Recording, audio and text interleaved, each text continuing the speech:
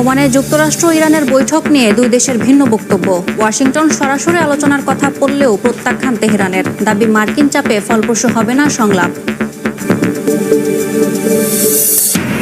গাজায় ইসরায়েলি হামলায় একদিনে নিহত 58, আহত 213। অবরুদ্ধ উপত্যকাটিতে মানুষ হত্যার ক্ষেত্র বানানো হয়েছে, মন্তব্য জাতিসংঘ প্রধানের।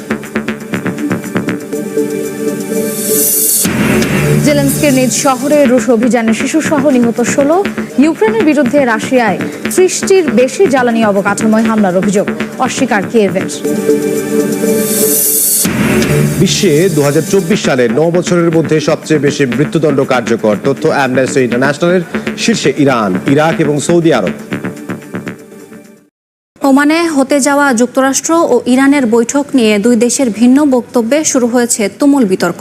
ওয়াশিংটনের পক্ষ থেকে একে দুই দেশের সরাসরি আলোচনা হিসেবে দাবি করা হলেও প্রত্যাখ্যান করে পররাষ্ট্রমন্ত্রী আব্বাস আরাকচি বলেছেন, যুক্তরাষ্ট্রের সামরিক হামলার হুঁশিয়ারি প্রত্যাহার করে নিলেই কেবল ফলপ্রসূ হবে না আলোচনা।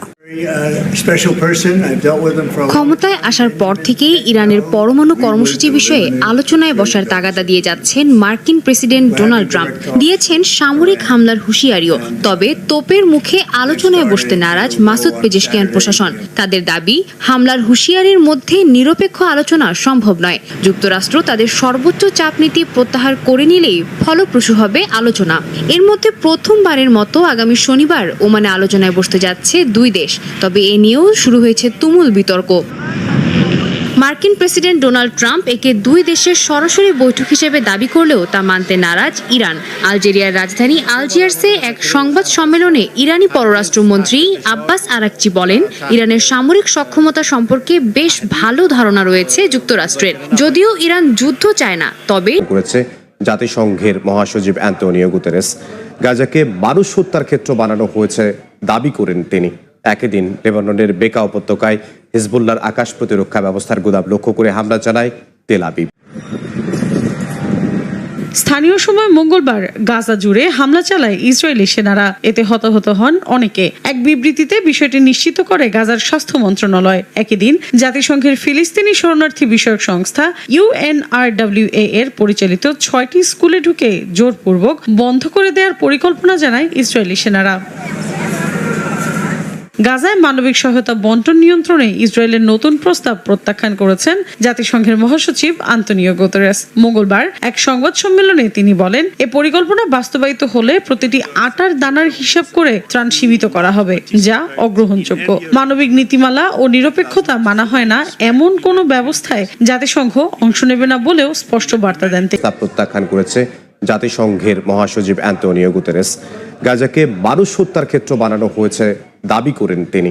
একই দিন লেবাননের বেকা উপত্যকায় হিজবুল্লাহর আকাশ প্রতিরক্ষা ব্যবস্থার গুদাম লক্ষ্য করে হামলা চালায় তেল আবিব। স্থানীয় সময় মঙ্গলবার গাজা জুড়ে হামলা চালায় ইসরায়েলি সেনারা। এতে হতাহত হন অনেকে। এক বিবৃতিতে বিষয়টি নিশ্চিত করে গাজার স্বাস্থ্য মন্ত্রণালয়। একই দিন জাতিসংঘের ফিলিস্তিনি শরণার্থী বিষয়ক সংস্থা UNRWA এর পরিচালিত 6টি স্কুলে ঢুকে জোরপূর্বক বন্ধ করে দেওয়ার পরিকল্পনা জানায় ইসরায়েলি সেনারা। গাজায় মানবিক সহায়তা বন্টন নিয়ন্ত্রণে ইসরায়েলের নতুন প্রস্তাব প্রত্যাখ্যান করেছেন জাতিসংঘের মহাসচিব আন্তোনিও গুতেরেস। মঙ্গলবার এক সংবাদ সম্মেলনে তিনি বলেন, এ পরিকল্পনা বাস্তবায়িত হলে প্রতিটি আটার দানার হিসাব করে ত্রাণ সীমিত করা হবে, যা অগ্রহণযোগ্য। মানবিক নীতিমালা ও নিরপেক্ষতা মানা হয় না এমন কোনো ব্যবস্থায় জাতিসংঘ অংশ নেবে না বলেও স্পষ্টতাহে জাতিসংঘ ও আন্তর্জাতিক ত্রাণ সংস্থার সঙ্গে বৈঠক করে গাজার জন্য একটি কাঠামোবদ্ধ পর্যবেক্ষণ ও সহায়তা প্রবেশ প্রক্রিয়া প্রস্তাব দেয় ইসরায়েলের সামরিক সংস্থা কোগাট। তাদের দাবি, এই ব্যবস্থায় হামাসের হাতে ত্রাণ পৌঁছানো রোধ করবে।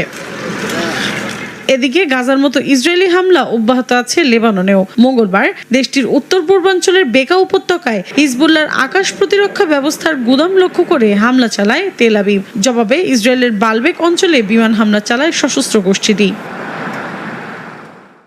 গাজায় ফিলিস্তিনিদের বিরুদ্ধে সামরিক অভিযানে কৃত্রিম বুদ্ধিমত্তা ব্যবহার করছে দখলদার ইসরায়েলি বাহিনী। শুধু ট্যাঙ্ক, বোমা আর ড্রোনই নয়, যুদ্ধের মাঠে রয়েছে তথ্য প্রযুক্তি নির্ভর ডিজিটাল অস্ত্র, যা দিয়ে স্বয়ংক্রিয়ভাবে ঠিক করা হচ্ছে লক্ষ্যবস্তু।